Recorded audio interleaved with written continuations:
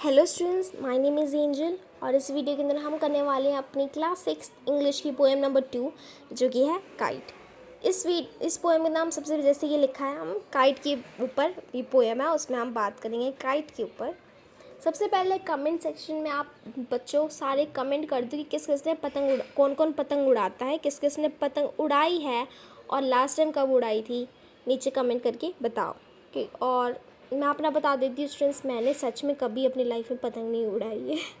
मैंने पतंग इवन मैं कहूँ तो टच भी नहीं करा है सही से। तो बिना किसी देर के हम स्टार्ट करते हैं। ये पोएम थोड़ी सी डिफ़िकल्ट है, बाकी सारी जितने भी पोएम्स हैं स्टूडेंट्स इस बुक के अंदर क्लास 6 के अंदर वो बहुत ईजी है। ये पोएम बस माड़ी सी डिफ़िकल्ट है, और वो क्यों डिफ़िकल्ट मैं वो भी बता देती हूँ। इसका से डिफ़िकल्ट इसमें ना काफ़ी ज़्यादा नए वर्ड्स हैं, और वो जो नए वर्ड्स हैं वो काफ़ी ज़्यादा साउंड से और ऊंचाइयों से रिलेटेड, क्योंकि ऑब्वियसली हम पतंग की बात करें, पतंग बहुत ज़्यादा आवाज़ करती है आसमान में जो उड़ती है, और उसमें बहुत ज़्यादा वो आगे पीछे करके इधर उधर लटकती रहती है हवाओं में।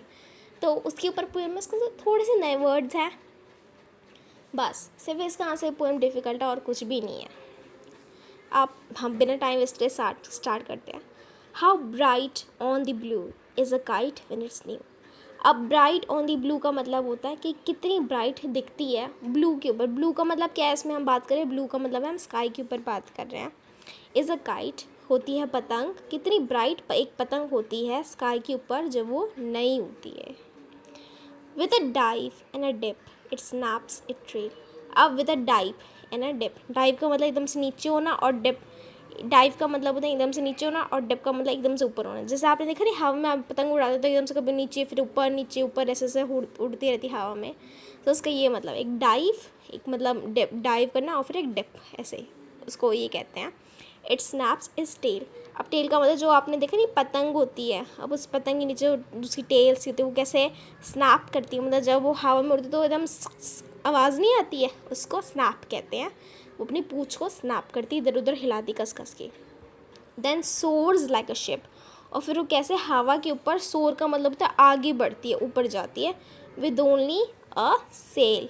अब सेल का मतलब होता है जो जिसकी जो बॉडी सी नहीं होती है पतंग की, अब इसके सहारे वो कैसे हवा में ऊपर जाती है, जैसे शिप समुंदर की लहरों के ऊपर जाती है। एज ओवर टाइड, देखा जैसे लहरों के ऊपर जो शिप होती है वो कैसे हवा में ऊपर जाती है, शिप लहरों की मदद से, उसी तरीके से जो वो काइट होती है हमारी, वो हवा के ऊपर उसी तरीके से जैसे शिप लहरों के ऊपर चलती है, उसी तरीके से हमें जो काइट होती है वो हवा के ऊपर से, हवा के बहाव से ऊपर ऊपर आसमान में चलती रहती है। Climbs to the crest. अब क्रेस्ट का मतलब सबसे ऊपर ऊंचाई पे।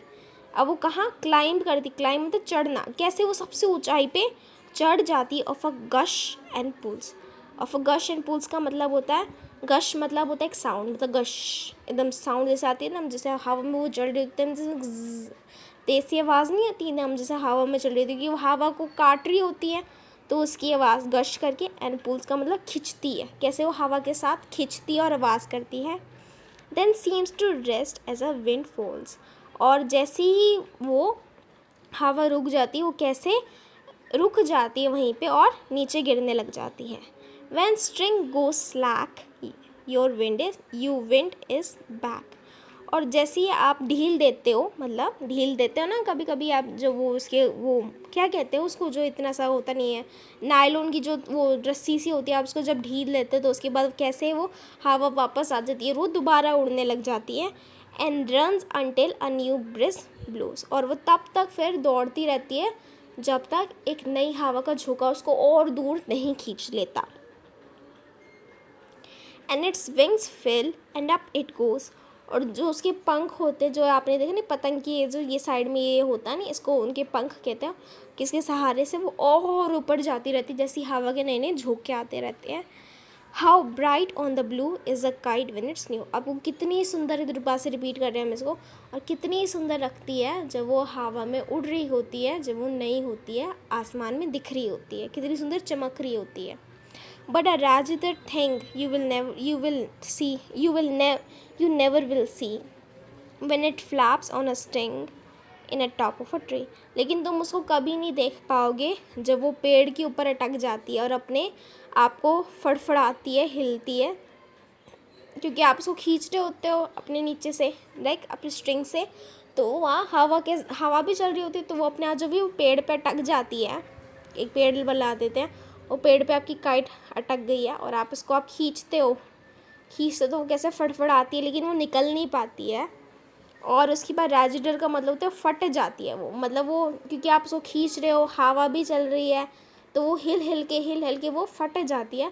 लेकिन आप वो फटी हुई जो काइट होती है आप उसको कभी नहीं देख पाओगे। रैजिडर का मतलब होता है फट जाना, या खिंच के टूट जाना, राइट, या उसके आसपास जो कोने होते हैं वो हो जाते हैं, कट जाते हैं, उसको रैजिडर कहते हैं या रैजिट कहते हैं। इसको रैजिडर यूज़ करा जा रहा है पर उसको रैजिट भी कहते हैं। तो ये है कि ये पोएम इसके ऊपर कि कितनी सुंदर काइट लगती है जब वो नहीं होती और आसमान में उड़ रही होती है, किस तरीके से वो हवा में डाइव ले रही होती है और नीचे गिर रही होती है और फिर ऊपर चढ़ रही होती है। कैसे तुम जब ढील देते तो एकदम से ऊपर चलने लगती है, जैसे हवा कम होती है वो नीचे गिरने लग जाती है, लेकिन हवा का नया झोंका के वो उसको और ऊपर ले जाता है, बहुत ऊपर ले जाता है।